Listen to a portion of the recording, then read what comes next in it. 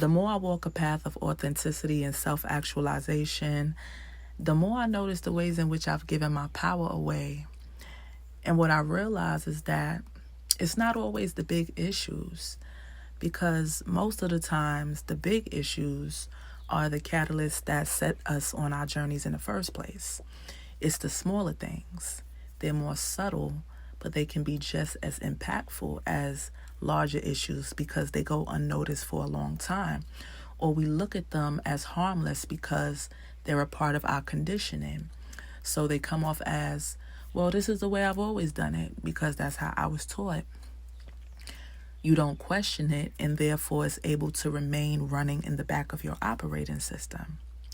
It doesn't take away, the smaller things don't take away your power in big ways, but they slowly chip away at it. And that chipping eventually adds up and reaches a climax. I was pondering on this the other day because I recently started using my dishwasher. And it sounds so funny when I say it because it's something so mundane and practical. But let me tell you, it's been about 6 years since I moved from New York. That's how long I've had a dishwasher, for 6 years, and have rarely used it. My children would ask me to use the dishwasher once in a while, and I would let them. But then I put that to a stop because they weren't loading it properly. They were using the wrong settings, and they would leave food on the plates and the dishes. And I'm like, this ain't no Cascade commercial. In real life, you have to pre-wash the dishes and rinse them before you load them. Okay?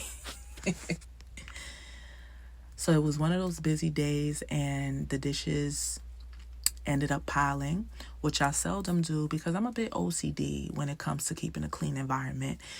I can't function in uncleanliness. It's an energy thing for me. It just, I cannot. And I also grew up with parents who, they didn't play about cleanliness either, you know. Raise your hand if you grew up doing Saturday deep cleanings. Saturday deep cleanings, that's a Black household ritual right there. And what about those of us who had the parents and grandparents who made their own cleaning concoctions? My father was good for that, you know.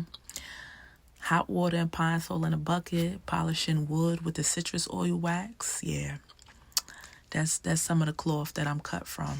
Cleanliness it's a non-negotiable, but I digress. So it was time to prepare dinner. Dishes are piled up in the sink. It had already been a full day. The babies were about to come home from school, and I could feel my energy starting to wane. And I was about to have a moment. I was. The spirit was like, you got a whole dishwasher right there. Why are you choosing to do things the hard way? So I loaded the dishwasher, and then I exhaled. And I sat down for a moment, you know, just waiting for the babies to come in because I like to greet them when they come home from school. And as I sat there waiting for them, I asked myself, yeah, why is it that I'm not using my dishwasher more often again? And as I sat back in reflection and the remembrance started rolling in, you know, I traveled back to when I was a teenager and when my parents moved us from New York to the suburbs in South Jersey. That was the first time we lived in a house, and that was the first time we had certain amenities like a dishwasher. So me being the oldest daughter and already heavily parentified, I thought having a dishwasher I thought it was going to alleviate my kitchen chores, right? But my parents were like, yeah, the hell it is. You're not going to be running up our water bill using that dishwasher. So the only time we used the dishwasher was during holidays and family functions. Other than that, it was something we did not touch because although my parents had proverbially moved us out of the hood to the suburbs and, you know, moved us, quote unquote, a step up the social economic ladder, they were still very mindful about conserving the amenities that their new environment had afforded them. And they didn't want to run up the bills. Even the washer and dryer had restrictions. Like, my father would have a fit if I washed a small personal load of clothes, because his theory was that smaller loads use just as much electricity as larger loads. So if we wanted to wash clothes, we had to make it a large load. If we didn't have a large load of clothes, we had to see who else had dirty laundry in the house so that we can make a large load. And if we didn't, then we had to wash the items that we most needed by hand or weight. And as a youth, I didn't understand this mindset, because I'm like, aren't these things here for us to use?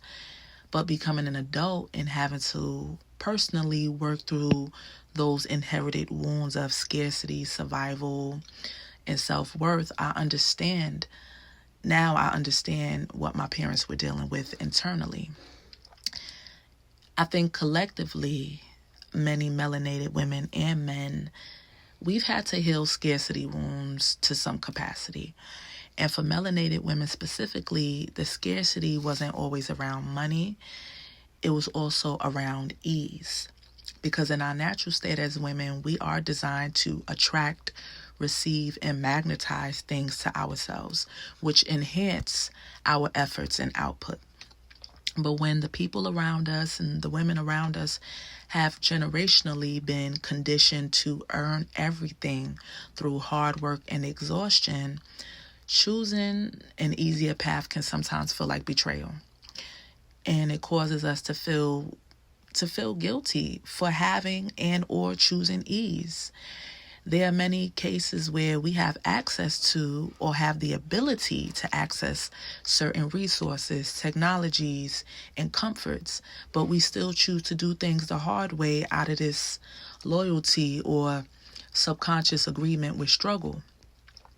And as dynamic women, and when I say dynamic, I mean those of us who have rich, multidimensional lives. We're leaders, we're navigating businesses, careers, families, and partnerships, etc., alongside personal development, fulfillment, and growth. For us, delegation is crucial to our well-being, not just when we're locked in with our projects, but especially in our personal lives at home. Now, cleaning is not my favorite thing to do, but I love a clean environment more than I dislike cleaning. So what I'm not going to do is give myself extra work when I have the luxury of technological appliances available to do some of that work for me. I heard another creator say, she once a month, she also hires a cleaning company to come in and clean to, take some of that load off of her. So for women in general, dynamic women in general, delegation, it is a wellness practice. It's not just sanctioned to business and career. Delegation is a way of honoring yourself, protecting your energy, and making room for the things you actually want to do and need to do for yourself. So I'm going to end it on that note. I'm Akasha, and y'all already know the whole spiel on this platform. If you appreciate what's going on in this neck of the woods, hit them buttons. If you're interested in my work and offerings outside of the YouTube space, you can go directly to wildrosesociety.com. Until next time.